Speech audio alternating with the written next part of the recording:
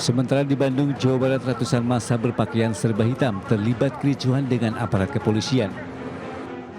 Tidak hanya itu, massa juga merusak fasilitas umum di sepanjang kawasan tersebut. Kejadian bermula saat petugas kepolisian mengatur lalu lintas akibat adanya unjuk rasa. Namun tak disangka, massa aksi berpakaian hitam-hitam langsung menyerang kepolisian dengan batu, molotov dan petasan ke arah polisi. Petugas kepolisian langsung mengerahkan Brimob dan Dalmas untuk memukul mundur massa aksi. Massa kemudian mundur ke arah Dipati Ukur dengan merusak sejumlah fasilitas umum. Beberapa kelompok ya yang menggunakan baju-baju hitam ya, dan juga ada beberapa mereka yang langsung merangsak bergabung dengan mereka dan melakukan provokasi massa kepada kepolisian. Penyerangan kepolisian ini berupa pelemparan batu ya, ada molotov dan juga ada petasan yang menyerang kepada kepolisian. Setelah 20 menit, petugas berhasil memukul mundur aksi massa hingga membubarkan diri. Dari Bandung, Jawa Barat, Ervan David, iNews melaporkan.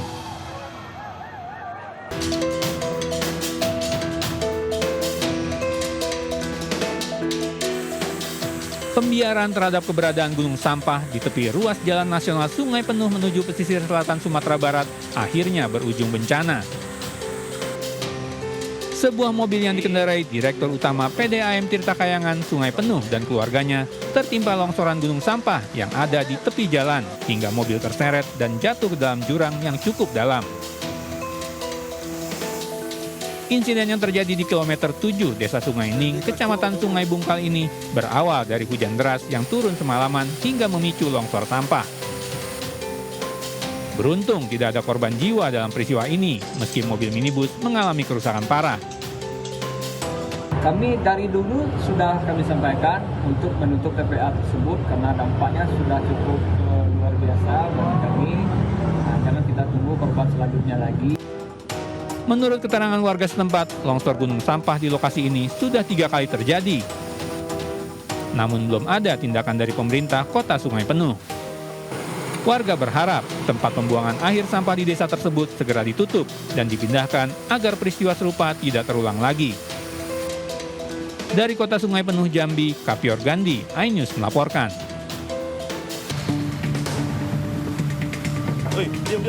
Aparat Polres Metro Jakarta Selatan mengungkap aksi premanisme di Kemang, Jakarta Selatan. Kurang dari 24 jam, polisi berhasil mengamankan sejumlah pria, mobil yang diduga digunakan pelaku, beserta barang bukti senapan angin dan senjata tajam. Para pria yang diamankan ini merupakan pelaku bentrokan di kawasan Kemang pada Rabu pagi kemarin. Polisi juga berhasil menangkap pelaku utama berinisial AK dan MAG di Jalan Antasari. Kedua pelaku tertangkap saat mencoba melarikan diri menggunakan mobil berwarna kuning yang digunakan untuk menyuplai senjata. Usai pelaku ditangkap, polisi melakukan penggeledahan di sebuah rumah di Jalan Kemang Utara G nomor 01 dan berhasil mengamankan 4 senapan angin dengan berbagai merek, 3 parang, 9 handphone dan 1 unit mobil Agya warna kuning. Para pelaku dan barang bukti saat ini diamankan ke Polres Metro Jakarta Selatan. Polisi memastikan tidak ada ruang bagi pelaku premanisme yang membuat keresahan di tengah masyarakat. Dari Jakarta, Rizky Paluvi, iNews melaporkan.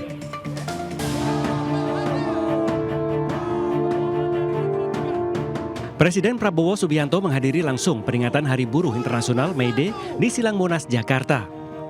Kehadiran Prabowo syarat dengan sejarah, sebab Prabowo menjadi Presiden RI kedua yang menghadiri langsung peringatan Hari Buruh Internasional. Terakhir kali Presiden RI yang menghadiri perayaan May Day adalah Soekarno pada tahun 1965 di Gelora Bung Karno. Dalam kesempatan ini, Prabowo menyatakan akan membentuk Dewan Kesejahteraan Buruh Nasional dan Satuan Tugas PHK. Seperti biasa di tengah-tengah pidatonya, Prabowo sempat menyelipkan candaan. Prabowo menyatakan keheranannya saat nama Seskap Teddy Indrawijaya disebut di hadapan buruh. Prabowo bercanda karena sautan ke Teddy lebih meriah ketimbang dirinya. Sekretaris Kabinet Teddy Indrawijaya.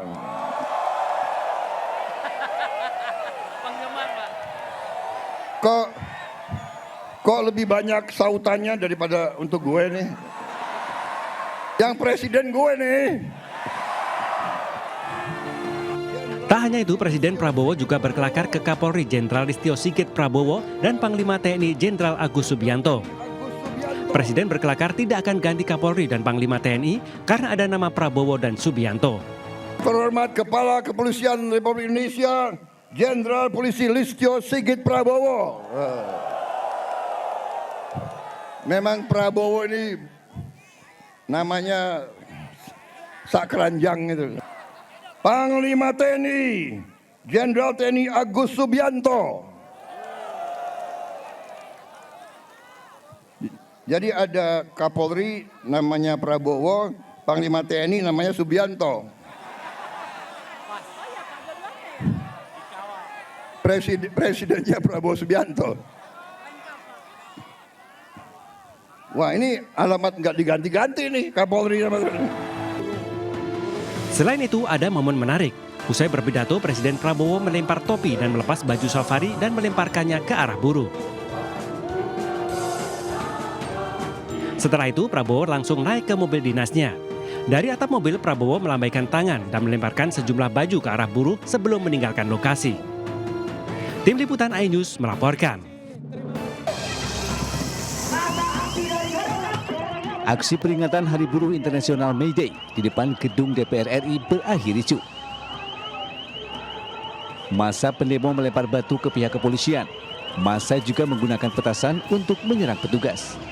Tak mau kalah, aparat pun menyemprotkan water cannon untuk membubarkan massa.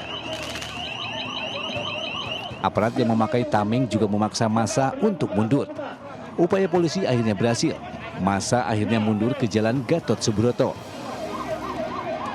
Setelah itu massa akhirnya membubarkan diri dan ruas jalan di depan gedung DPR MPR steril. Tim Liputan iNews melaporkan.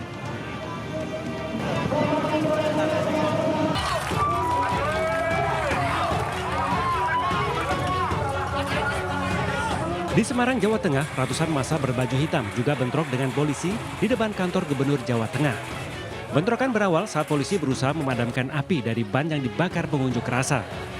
Massa kemudian berusaha menutup gerbang kantor Gubernur dengan melempar besi pagar yang digunakan untuk pengamanan aksi demo. Untuk membubarkan massa, polisi menembakkan gas air mata dan menurunkan water cannon. Dalam bentrokan ini, sejumlah massa yang melakukan perusakan serta provokasi terhadap petugas diamankan.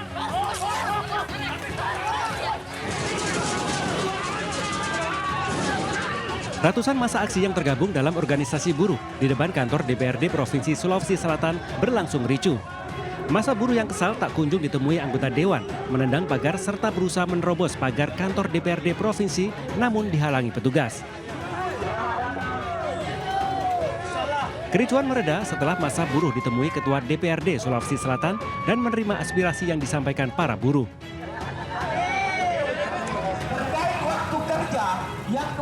Selain di gedung DPRD Provinsi Sulawesi Selatan, sejumlah elemen organisasi buruh di Kota Makassar juga berunjuk rasa di bawah jembatan flyover Makassar.